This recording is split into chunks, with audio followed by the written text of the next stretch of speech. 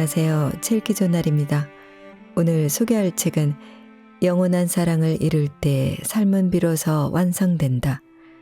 삶을 위해 사랑하라. 지은이는 바바라 큐티 쿠퍼, 옮긴이는 안진환, 발행은 프롬북스입니다. 이 책은 73년 동안 변치 않는 사랑을 나눈 98세 저자의 실제 이야기를 담은 책인데요.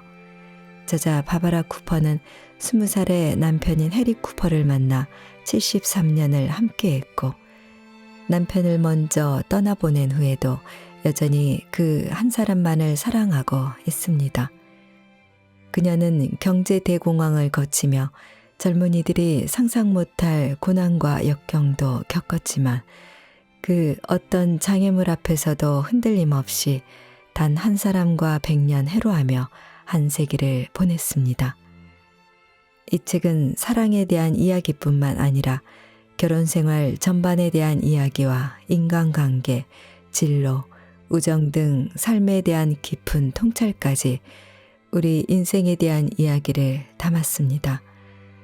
어렵기만 한 결혼 생활을 지혜롭게 보내는 방법부터 살면서 겪게 되는 소소한 갈등과 고난을 헤쳐나가는 방법, 인간관계를 잘 유지하고 자녀들과 좋은 관계를 유지하는 방법까지 알려주고 있습니다. 더불어 저자의 실제 경험을 바탕으로 사랑뿐 아니라 인생에 대한 크고 작은 문제들에 대해 조언하고 있습니다. 진정한 삶의 완성은 사랑하는 사람과 평생을 함께하는 것입니다.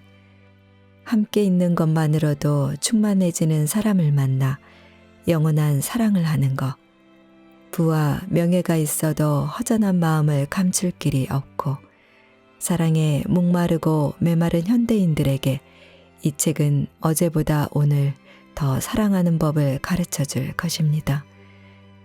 자, 그럼 지금부터 잠시 책 속으로 들어가 보겠습니다. 오늘도 책 읽기 좋은 날과 함께 즐거운 시간 되세요. 구독, 좋아요, 알림 설정은 사랑입니다.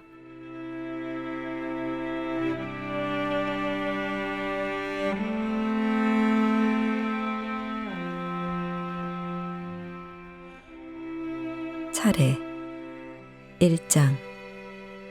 얼마 남지 않은 시간을 즐겁게 보내고 싶다면 사랑하는 사람을 떠나보낸 슬픔에서 벗어나는 것은 어려운 일이다. 어떤 날은 쉽게 견뎌도 어느 날은 사무치게 그립다. 그런 날은 어쩔 수 없다. 그저 마음껏 그리워하고 눈물이 흐르도록 내버려두는 수밖에. 2장. 영혼의 짝은 가슴이 말해준다. 첫눈에 반해버린 사랑에 대해 누구는 어리석은 모험이라 할지 모르지만 영혼의 짝을 설명할 수 없는 강렬한 끌림으로 그 모든 것을 덮어버린다. 3장. 새로운 인생의 출발점에 서다. 완벽하지 않은 남자와 요리 못하는 여자가 새로운 인생의 출발점에 섰다. 부족한 것은 문제가 되지 않았다. 그들은 언제나 서로에게 가장 완벽한 짝이라는 사실을 믿어 의심치 않았다. 4장. 아름다운 동행이 시작되다. 행복한 결혼 생활에 다른 건 필요 없다. 그저 상대에게 언제나 관심을 보이면 된다. 상대의 마음이 언제나 나를 향하고 있을 거란 착각 따위를 하지 않으면 된다. 5장. 세상에서 가장 행복한 부자는 행복은 찾아서 소유하는 것이 아니다. 진정한 행복은 내면에 있다. 한 인간으로, 누군가의 배우자로, 누군가의 부모로 사랑을 나눠주고 있다면 당신은 세상 누구보다 행복한 부자다. 6장. 갈등을 해결하는 방법에 따라 삶은 달라진다. 고난을 만났을 때 그 고난이 초래할 결과는 누구도 예측할 수 없다. 다만 시련 앞에서 주저앉을 것인지 이겨낼 것인지의 선택이 있을 뿐이다. 7장. 사랑하라. 어제보다 조금 더. 인생은 제 발로 찾아와 행복을 선물하지 않는다. 하루하루 충실히 매일 감사하는 마음으로 사랑하는 이들을 더욱 사랑한다면 어제보다 오늘 더 행복할 것이다. 얼마 남지 않은 시간을 즐겁게 보내고 싶다면 해리를 떠나보내며 꿈에도 생각하지 못했다. 그날 병실문을 나선 이후로 다시는 해리의 목소리를 듣지 못하게 될 줄은. 해리가 다시 돌아오지 못할 멀고 먼 길을 떠나던 그날도 나는 해리를 만나러 병원에 갔었다. 해리의 방은 스님이 사는 작은 암자 같은 느낌이 나는 멋진 방이었다. 곳곳이 대나무 보드로 꾸며져 있고 강과 나무들이 그려진 아름다운 그림도 보였다. 나이 많은 해리를 위해 요양병원에서 예의를 갖춰 특별히 마련해 준 방이었다. 병원 사람들은 나에게도 몹시 친절하고 공손히 대해주었다. 내가 복도를 지날 때면 세상에 73년이나 함께 사셨대 라며 속삭이는 소리가 들렸다. 나는 해리의 손을 꼭 잡아주었다. 그의 얼굴에 키스하며 곧 태원의 집에 갈 수 있을 것이라고 말했다. 해리는 내 이름을 나지막히 부르며 말했다. 사랑해 바바라. 편안하고 기분 좋은 하루였다. 해리를 만나러 갈 때면 언제나 그랬듯이. 그날 자정 무렵 해리는 상태를 살피러 들른 간호사와 잠시 이야기를 나눴다. 간호사가 기분이 어떠냐고 묻자 기분이 좋다며 그녀에게 참 좋은 간호사라고 칭찬해 주었다. 그리고 간호사가 다른 병실을 살피고 15분쯤 후에 다시 들렀을 때 해리는 이미 하늘나라로 떠난 뒤였다. 내가 해리에게 간 것은 그로부터 1시간쯤 후였다. 깊게 주름진 해리의 얼굴은 매우 평온했고 아름다웠다. 나는 차갑게 식어가는 해리의 손을 꼭 잡은 채 서럽게 울고 또 울었다. 73년 동안 날마다 해리의 따뜻한 손을 잡았다. 그런데 그 따뜻했던 손에서 서서히 온기가 빠져나가고 있었다. 해리의 손이 차갑게 굳어질 것이라고는 상상조차 해본 적이 없었다. 온기와 함께 내 영혼도 빠져나가는 듯했다. 지금 해리와 함께 죽을 수 있다면 하는 생각 외에는 아무것도 떠오르지 않았다. 얼마나 울었을까. 시간이 흘러 어느 정도 진정이 되자 손녀들이 나를 일으켜 세웠다. 나는 해리의 손을 놓아야만 했다. 세상이 무너지는 듯했다. 손녀들이 나를 집으로 데려와 침대에 눕히고 나간 후에도 나는 해리가 곁에 없다는 사실을 믿을 수 없었다. 잠이 오지 않았다. 나는 뜬 눈으로 동이 트는 것을 지켜보았다. 세상에 해리가 없는 하루가 다 있다니. 우리는 함께 봐뒀던 장소에 해리를 묻었다. 내 부모님이 잠들어 계신 곳과 그리 멀지 않은 곳이었다. 열대지방을 좋아한 해리를 생각해서 평소 즐겨 입었던 초록색 하와이안 셔츠를 입히고 평상시 늘 끼고 다녔던 프리메이슨 반지도 끼워주었다. 관 속에 누워있는 해리는 언제나 그랬듯 여전히 멋진 남자였다. 우리는 친구에게 힌두교 성전 중 하나인 바가바드 기타의 내용 일부를 낭독해달라고 부탁했다. 해리가 평소 철학도인 손녀 친타와 이 성전에 대해 이야기하기를 좋아했기 때문이다. 그날 낭독된 구절은 살아있던 모든 존재는 결코 소멸하지 않는다는 내용이었다. 이 구절은 해리를 잃은 슬픔에 잠겨있던 모두의 마음을 어루만져 주었다.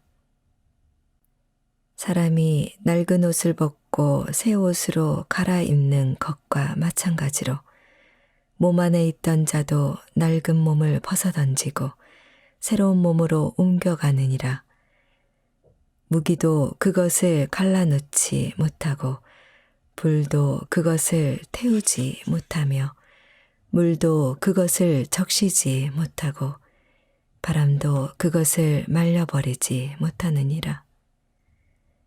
그것은 갈라놓을 수도 태울 수도 적실 수도 말릴 수도 없나니 그것은 영원하고 모든 곳에 존재하고 영속하며 움직이지 않는 것이니라. 또한 눈에 보이지 않고 상상할 수도 없으며 변하지도 않는다. 그러니 그것이 이러하다는 사실을 안다면 비탄에 빠지지 말지어다. 학원 예배와 이런저런 절차가 끝난 후 우리는 그늘에 말없이 앉아 하염없이 눈물만 흘렸다. 잠시 후면 각자 자동차에 올라타 묘지를 떠나야 했지만 우리는 장래와 현실 사이 그 적막한 순간에 그냥 묻혀버렸다. 나는 해리가 잠든 무덤을 바라보며 앉아 있었다. 모두들 나를 걱정하고 있었다. 나는 그들에게 해줄 의미 깊은 말을 떠올려 보려고 애썼다. 그 순간 나의 머릿속에 우스꽝스럽고 엉뚱한 말이 떠올랐다. 사실이긴 했지만 정말 생뚱맞은 말이었다. 그 말을 할까 말까 잠시 망설였지만 뭐 어때 싶었다. 에이그 아까워라. 저렇게 멀쩡한 이까지 함께 묻다니. 손녀들은 잠시 놀란 표정으로 나를 쳐다보더니 이내 웃음을 터뜨렸다. 우리는 한참을 웃었다.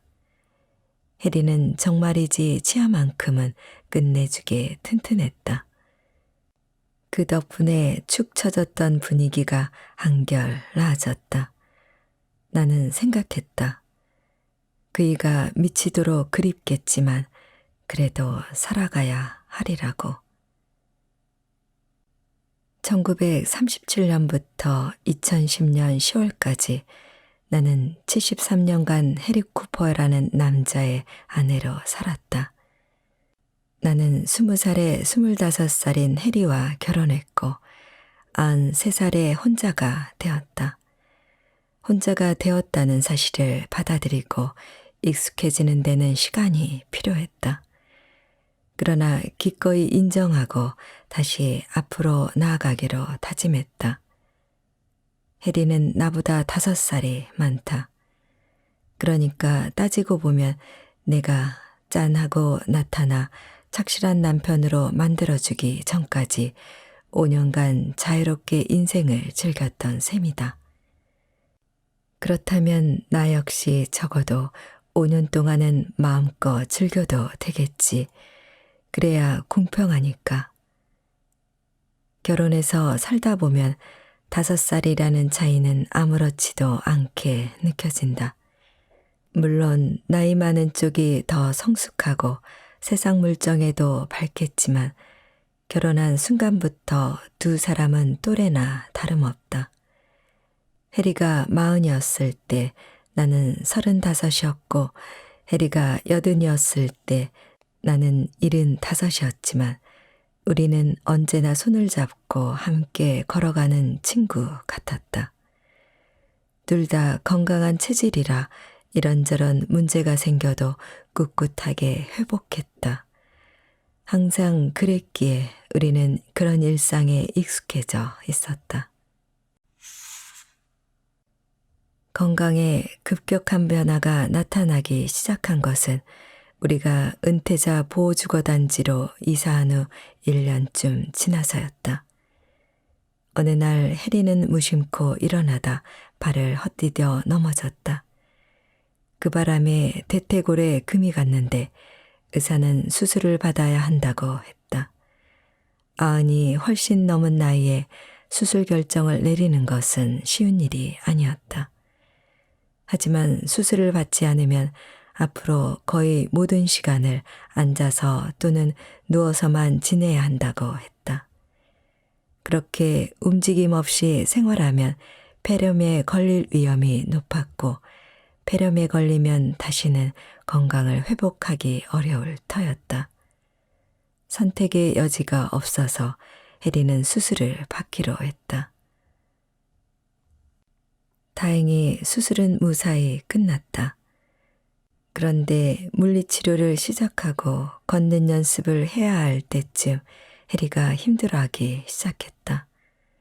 눈도 침침하고 귀도 잘 들리지 않는 데다 약해진 다리를 지탱하기 위해 지팡이 등 보행보조기까지 필요해진 해리는 움직이는 것 자체를 두려워했다. 예전에는 아프면 빨리 회복하려고 노력했던 씩씩한 그이였다. 그런데 이제는 왜 그냥 의자에 앉아서 음악을 듣거나 낮잠을 자면 안 되느냐, 뭐가 그리 급해서 일어나 걸어야 하느냐고 묻기 시작했다. 그냥 하고 싶지 않다는 것만으로도 걷기 연습을 하지 않을 이유가 되지 않느냐는 것이다. 나는 날마다 요양병원에 있는 해리의 침대 곁을 지켰다. 해리와 함께 밥을 먹고 창밖으로 천천히 흘러가는 구름을 바라보았다. 볕이 좋은 날에는 둘이서 손을 잡고 나란히 앉아 화단의 꽃들이 바람에 하늘거리는 모습을 구경했다. 때로는 내가 해리의 침대에 살며시 기어들어가 같이 낮잠을 자기도 했다. 치료 담당자와 우리 손자, 손녀들이 물리치료와 걷기 연습을 하려고 해리를 데려가면 나는 말 잘 듣는 강아지처럼 잠자코 앉아서 기다렸다. 해리는 그냥 낮잠을 자면 안 되느냐고 툴툴거리면서도 물리치료를 받아들였다. 해리와 내가 사는 아파트는 안뜰을 사이에 두고 요양병동과 조금 떨어져 있었다. 저녁이면 누군가 내게 아파트로 돌아가라고 권유했다. 그러면 나는 아파트로 돌아와서 잠을 잤고 친구들과 아침 식사를 한 후에 다시 해리 곁으로 돌아가곤 했다. 우리는 많은 말을 하지 않았다. 또 내가 딱히 하는 일도 없었다. 언젠가부터는 밖에 나가 산책하는 것보다 해리 옆에서 꾸벅꾸벅 주는 것이 더 편했다. 해리도 나도 점점 기력을 잃고 있었다. 나는 해리와 한시도 떨어지고 싶지 않았다. 내가 해리의 병실로 아예 옮겨와서 지내려고 하자 손녀들이 말렸다. 우리가 지내던 아파트는 꽤 좋은 편에 속했는데 만일 내가 방을 빼버리면 우리가 다시 그곳으로 들어가지 못할 수도 있기 때문이었다. 그리고 해리가 혹여 저 세상으로 떠나면 내가 돌아갈 곳이 없어진다는 사실을 걱정스러워했던 것이다. 결국 손녀들의 생각이 옳았다. 나는 해리 곁에 앉아서 많은 생각을 했다. 나보다 5살 많았던 남편은 이제 노인이 되었다. 하지만 나는 아직 기력이 남아 있었다. 어느 날 나는 손녀들에게 말했다. 든든하고 평범한 남편이었던 해리가 그리워. 해리가 나보다 너무 많이 늙어버린 것 같다. 그 말을 입 밖으로 뱉고 나니 해리에게 미안하고 죄책감이 들었다. 그러나 말로 표현하자 나의 혼란스럽고 모순된 감정이 어느 정도 정돈되는 느낌이었다. 그 후로 나는 예전보다 더 많은 시간을 아파트에서 보냈다. 친구들과 차를 마시기도 했고 빙고 게임도 했다. 새 신발을 사러 쇼핑도 갔고 시내 식당에 다녀와서 인터넷에 리뷰를 올리기도 했다. 꽤 많은 사람이 방문하는 내 블로그에 올릴 동영상도 찍었고 약간 붉은 빛이 도는 색으로 염색도 했다. 그리고 잠을 많이 자던 습관도 버렸다. 여전히 매일 해리를 찾아갔지만 변한 것이 있다면 병실에 가만히 앉아 저녁 시간이 되기를 기다리지 않고 해리와 시간을 충분히 보내고 나의 일상으로 돌아갔다는 점이다. 해리가 이야기하고 싶어하면 함께 대화를 나눴고 해리가 껴안고 싶어하면 내가 따뜻하게 안아 입맞춤했다. 해리는 자주 피곤해했는데 그럴 때면 해리가 낮잠을 자도록 내버려뒀다. 많은 시간 우리는 복도에 있는 긴 소파에 앉아 손을 꼭 붙잡은 채 새장 속의 새가 노래하는 소리를 들었다. 이따금 해리는 작은 새들의 화답이라도 하듯 멋들어지게 휘파람 소리를 냈다. 해리와 나는 남은 시간을 그렇게 보내고 있었다. 73년이라는 시간 동안 언제나 함께였던 우리가 이별을 얼마 남겨놓지 않은 그 시간을 말이다. 요양병동의 의료진과 손녀들 그리고 내가 곁에 있었기에 해리는 필요한 도움을 충분히 받을 수 있었다. 그럼에도 해리는 수술 후에 식욕을 많이 잃었다. 식사를 하기는 했지만 예전처럼 맛있게 먹지는 못했다. 먹는 양이 줄면 위도 줄어든다. 거기에다 식욕까지 떨어지면 악순환이 계속된다. 해리는 체중도 줄었다. 의사는 근육이 충분하지 않으면 의자에서 일어나 걷기 힘들 것이라며 우려했다. 해리는 눈에 띄게 약해졌고 주변 사물이나 상황에 대한 흥미도 잃어갔다. 결국 해리의 체력을 회복시키기 위해 영양 수액을 관으로 주입하기로 결정했다. 그 무렵 해리는 일반 병원에 며칠간 입원해 몸 전체를 꼼꼼하게 검사했다. 이런저런 검사 후 퇴원할 예정이었다. 그런데 검사를 마친 의사가 말하길 해리의 심장이 정상적으로 작동하리라고 예상되는 기간이 지났다고 했다. 해리는 거의 40년 동안 심장병을 가진 채 살았기 때문에 심장 근육과 동맥의 기능이 거의 한계에 가까워지고 있었다. 내 남편의 크고 튼튼했던 심장이 점차 힘을 잃어가고 있던 것이다. 인간의 몸도 기계와 다를 바가 없다.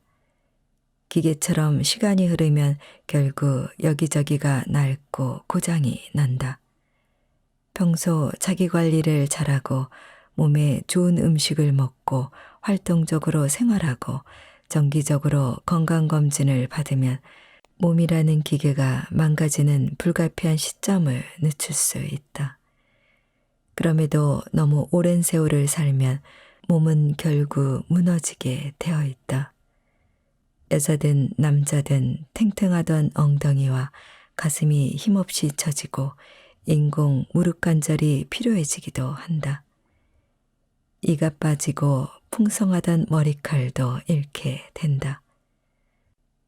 노화라는 불가피한 변화의 과정이 해리를 덮치고 있었다.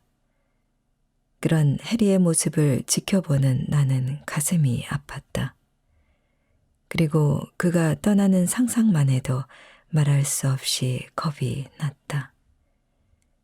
그래도 나는 운이 좋은 편이었다. 해리가 어느 날 갑자기 내 곁을 떠나지는 않았으니까. 해리 곁에서 조금씩 마음의 준비를 할 수 있었으니 말이다. 나는 선택했다. 계속해서 살아가기로. 지금도 날마다 해리가 떠오른다. 소파에서 깜빡잠이 들어 졸고 있을 때면 이따금 해리가 옆에 와 있는 듯한 기분이 든다. 그럴 때면 해리에게 무언가를 말하려다가 이내 그이가 저 세상으로 떠났다는 사실을 깨닫곤 한다. 만약 해리가 옆에 있다면 틀림없이 이렇게 말할 것 같다. 봐봐라. 이미 일어난 일은 어쩔 수 없어. 현실을 인정해야지. 우리 오랜 세월 서로 사랑하면서 행복하게 살았잖아. 그러니 현재 당신의 삶에 최선을 다해야 해. 마음 잘 추스르고 씩씩하게 살라고. 가끔 꿈에 나타난 해리는 나를 바라보며 실제로 그렇게 말하기도 한다. 해리의 말이 맞다. 나 역시 그렇게 씩씩하게 살아가고 싶다. 하지만 지금도 해리를 떠나보낸 슬픔에서 완전히 벗어나지는 못했다. 어떤 날은 견디기가 조금 수월하지만 어느 날은 사무치게 그리워 견딜 수가 없다. 그런 날은 어쩔 수 없다. 나도 모르게 고인 눈물이 흐르도록 내버려둘 수밖에. 가슴 아픈 일을 겪고 나면 슬픔의 여러 단계를 지나야 정상으로 돌아온다고들 하지만 실제로는 그렇게 단순하지가 않았다. 슬픔은 아주 오랫동안 마음속에 잔잔하지만 깊게 고였다.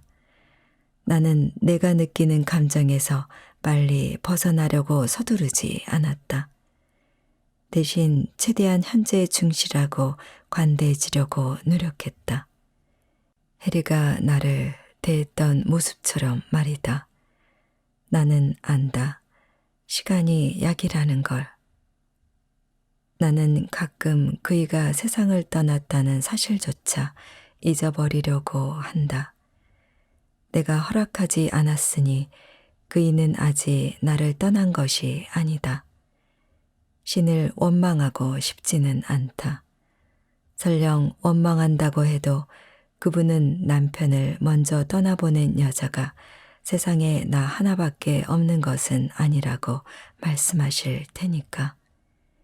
그리고 73년이나 행복하게 함께 살았으니 불평할 입장도 아니긴 하다. 보고 싶어 가슴이 미어지더라도 나는 더 강하고 씩씩해져야 한다. 이건 내 인생이니까 받아들여야 한다. 나는 행복으로 반짝거리는 모든 순간을 경험했으니 운이 좋은 사람이다. 그리고 지금도 여전히 행복하다. 살아 있다는 것, 그것만큼 아름다운 축복이 있으랴.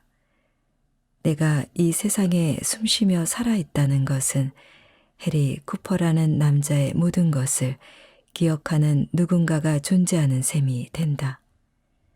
그것만으로도 내가 살아갈 이유는 이미 충분하다. 인생이라는 기나긴 길을 걸어오는 동안 내 주변에는 언제나 세상에 빛나는 존재가 되라고 등을 떠밀며 격려해주는 사람들이 있었다. 내가 우울해할 때 내 이야기를 들어주고 내가 여전히 중요한 존재임을 깨닫도록 이끌어준 사람들 말이다. 슬픔을 겪어내는 방식은 사람마다 다르다. 사랑하는 이를 잃은 후 그것을 극복하고 생을 이어가는 비결은 살아있다는 것이 축복임을 절대 잊지 않는 것이다. 매 순간 즐겁게 감사하며 살아가는 것, 모든 것은 생각하기 나름이다.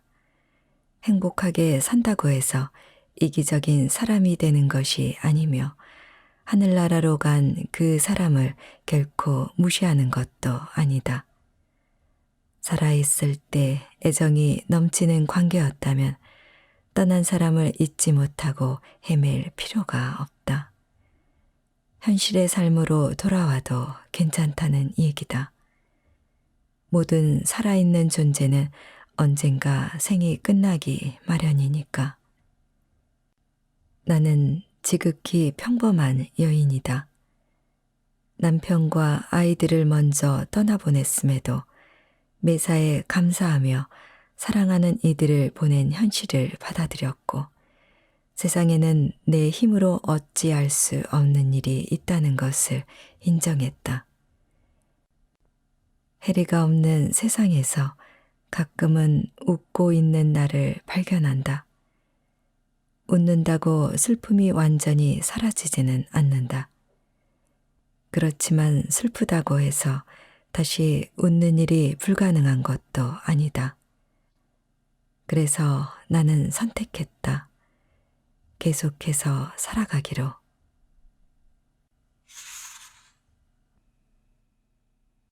성장통을 겪는 부모. 부모란 자식을 사랑과 인내심을 가지고 최선을 다해 키우고 성인이 된 자녀를 결국은 품에서 떠나보내는 존재다. 아무리 밤잠을 설쳐가며 자식 걱정을 한들 달라지는 것은 없다.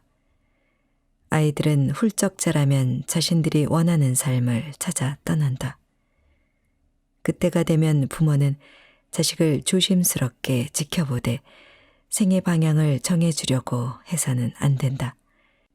아이들은 부모의 감독과 간섭을 원치 않는다. 부모가 할 수 있는 일은 그저 관심 어린 시선으로 지켜보는 것, 자식을 자신과 타인을 존중할 줄 아는 사람으로 키웠기를 바라는 것밖에 없다. 해리와 나는 때때로 우리 아이들이 잘못된 방향으로 빠지지는 않을까 걱정했다. 우리 아이들이 속썩이는 일 없이 완벽했다고 말할 수는 없다. 해리와 나 역시 완벽한 부모가 아니었고 자식들을 키우면서 이런저런 우여곡절이 적지 않았다. 때때로 우리와 자식들 사이에 의견 충돌이 있었지만 서로에 대한 사랑만큼은 변함없었다. 그리고 나는 항상 우리 아이들이 다른 집 애들보다 더 똑똑하고 멋지다고 생각했다. 지금도 그 생각에는 변함이 없다. 솔직히 아이들이 어렸을 때가 더 좋았다. 아무것도 모르는 아이였을 때는 늘 내 테두리 안에 있었다. 그러나 성인이 되자 관심사가 집 바깥으로 옮겨갔고 독립을 추구하기 시작했다. 그 전환기를 힘겨워하지 않는 부모와 자식은 거의 없다. 모든 부모는 곧 맞게 될 그 시기를 있는 그대로 받아들이고 마음의 준비를 해야 한다. 막상 그때가 되면 쉽지만은 않지만 말이다. 자녀의 독립의지는 부모와 떨어져 살기 훨씬 전부터 단계적으로 나타난다.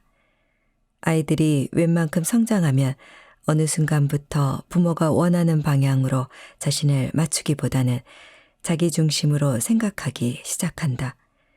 그러면 부모는 혼란스러운 감정에 휩싸이게 된다. 어린아이인 줄로만 알았는데 이제 어른이 되는 것 같아 대견하지만 한편으론 상당히 다루기 힘들어 부모의 마음을 아프게도 한다. 아주 간단하고 당연한 일조차도 그것을 왜 해야 하느냐고 따지기 시작하고 툭하면 얼굴이 부르퉁해지며 집을 몰래 빠져나가 식구들을 걱정시키기도 한다. 때로는 무례한 언행으로 부모 가슴에 못을 박기도 하고 감수성이 지나치게 예민해져서 사소한 말 한마디에 히스테리를 부린다. 만약에 아이 키우는 일이 하나도 어렵지 않다고 말하는 사람이 있다면 머리에 매운 꿀밤을 한 방 주고 싶을 만큼 아이를 키우는 일은 어렵다. 폭주기관차 같던 아이들도 시간이 지나면 어엿한 성인이 된다. 아이들은 성인이 되면서 인생의 중요한 것이 무엇인지를 깨달아간다. 가족의 행동 패턴이나 전통 가운데 어떤 것과는 멀어지지만 어떤 것들은 소중히 간직하면서 어른이 되어서도 잊지 않는다. 부모로서 아이와 적당한 거리를 두고 객관적으로 바라볼 수 있다면 그 모든 과정이 참으로 흐뭇하고 대견하게 느껴질 것이다. 자식이 찾은 길이 부모의 마음에도 든다면 그보다 더 뿌듯한 일은 없다.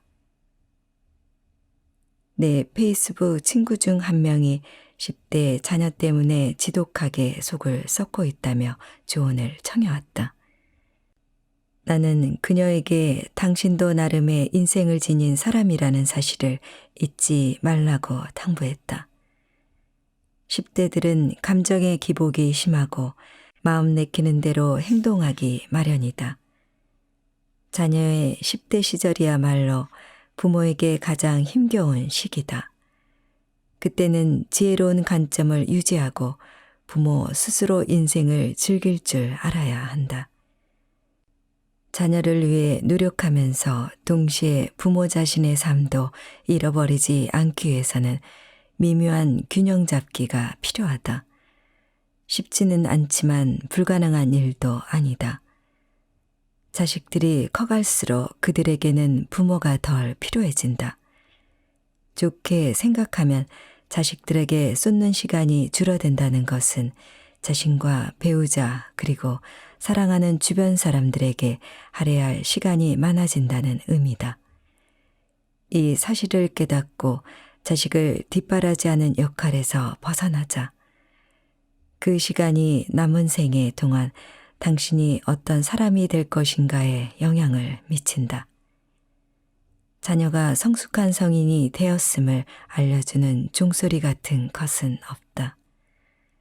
어떤 아이들은 12살 때 이미 다 큰 어른처럼 행동하는가 하면 어떤 아이들은 나이를 먹을 만큼 먹고서도 철부지에서 벗어나지 못한다. 부모와 자녀가 서로 연결된 끈을 좀처럼 끊지 못하는 경우도 있다. 성인이 되어도 부모님 집을 떠나지 않는 경우도 있고 따로 살기는 하지만 이런저런 방식으로 부모님에 묶여 사는 경우도 있다. 우리 집의 경우 아들 제는 우리와 가깝게 살았던 반면 딸 캐럴은 대부분의 시간을 떨어져 살았다. 캐럴과 제는 스스로 생각하고 판단할 줄 아는 아이들이었고 각자의 방식으로 인생을 살았다. 두 아이가 성년을 맞이한 것은 1960년대였는데 당시 젊은이들 사이에서 큰 화두는 자유연애와 마약 같은 약물이었다. 해리와 나의 젊은 시절과 마찬가지로 전쟁이라는 주제에서도 자유롭지 못했다. 그러던 어느 날 젠이 반전활동에 참여하겠다고 선언했다.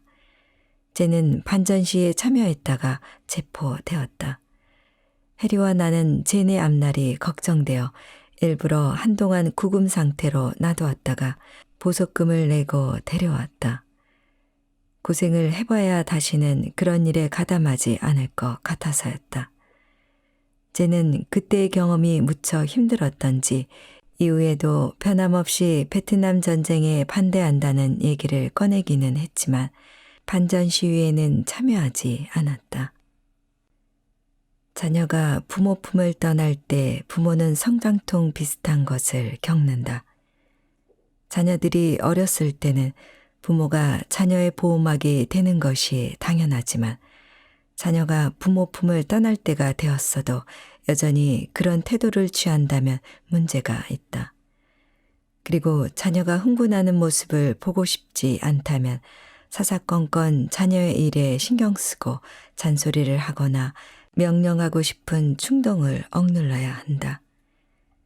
자녀를 보호하고 가르치는 부모의 모습을 벗어나 자녀에게 친구 같은 존재가 되어야 한다.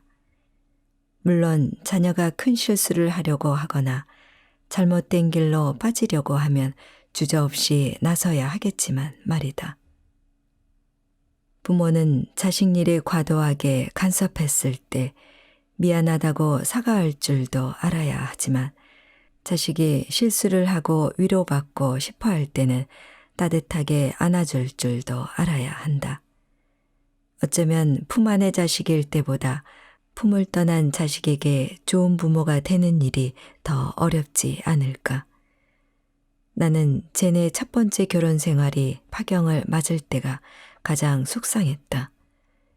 쟤는 아내와의 사이에 두 딸 김과 스프링을 두었다. 우리에게는 아주 사랑스러운 손녀들이었다. 해리와 나는 사이가 이미 멀어진 젠 부부가 차라리 헤어지는 것이 두 사람을 위한 길임을 충분히 이해했지만 둘의 이혼이 킴과 스프링에게 어떤 영향을 미칠지 굉장히 걱정이 되었다. 부부가 한시도 같이 살지 못할 만큼 맞지 않거나 공통점이 하나도 없어 힘들다는 것이 어떤 기분일지 해리와 나는 상상하기 힘들었다. 우리는 우리가 공통점이 있는지 여부를 따져본 적이 없었다. 해리와 나는 함께 살고 먹고 자고 걱정을 나누는 모든 시간 동안 그냥 잘 맞았다. 하지만 우리 아들과 며느리는 그렇지 못했다. 둘은 너무 젊은 나이에 결혼했고 나이를 먹을수록 서로 다른 방향을 보고 있다는 사실을 깨달았다. 아마 세월이 흐르면서 서로 맞지 않는 부분을 점점 더 많이 느꼈던 모양이다. 사실 쟤는 나이가 60이 되어서도 여전히 삶의 목표점을 찾으려 애쓰고 있었다. 그런 사람과 같은 길을 걷기는 쉽지 않았을 것이다. 1970년대에는 이혼이 꽤 흔한 일이 되었다.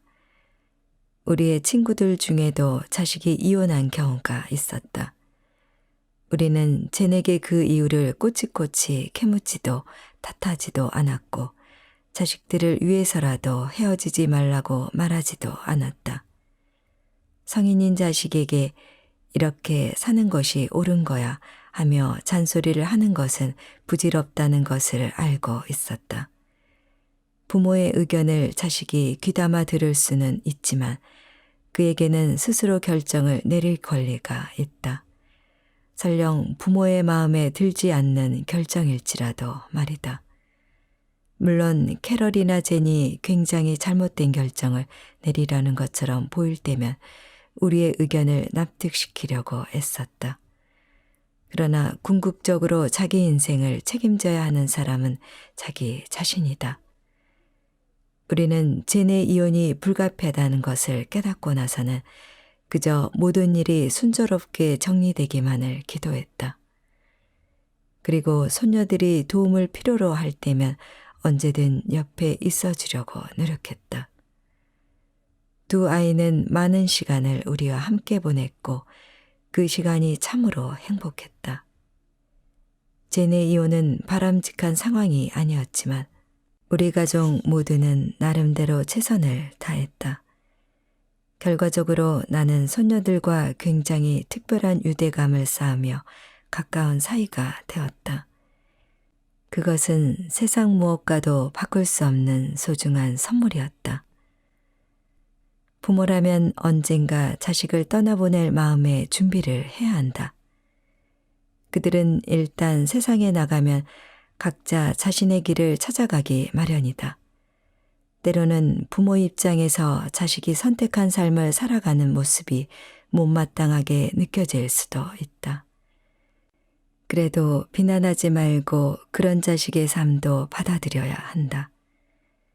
당신도 과거의 부모님의 마음에 들지 않는 행동을 했을 것이다. 그럼에도 그분들이 당신의 행동을 묵묵히 받아들였다면 그것은 결코 당신을 걱정하지 않아서가 아니었다는 사실을 깨닫기 바란다. 내 자식들은 이제 내 곁에 없다. 맏아들 제리는 갓난 아기 때 하늘로 떠났고 딸 캐럴과 아들 제는 2007년에 6개월이라는 시차를 두고 연달아 하늘나라로 떠났다. 자식 3명의 죽음 모두 예상치 못하게 갑자기 찾아온 터라 충격도 컸다. 해리와 나는 자식들을 모두 먼저 보내게 되리라고는 꿈에도 상상하지 못했다. 해리와 나는 첫째 아들을 잃은 아픔을 잘 극복해서 캐럴과 젠을 먼저 보내는 것이 가슴 아프기는 해도 그 고통을 잘 이겨낼 수 있을 것이라고, 시간이 갈수록 괜찮아질 것이라고 믿었다. 실제로 우리는 잘 이겨냈고 시간이 흐를수록 슬픔의 무게도 조금씩 가벼워졌다. 하지만 여전히 아이들이 그립고 보고 싶다. 언젠가는 그 애들 모두를 다시 만날 수 있겠지.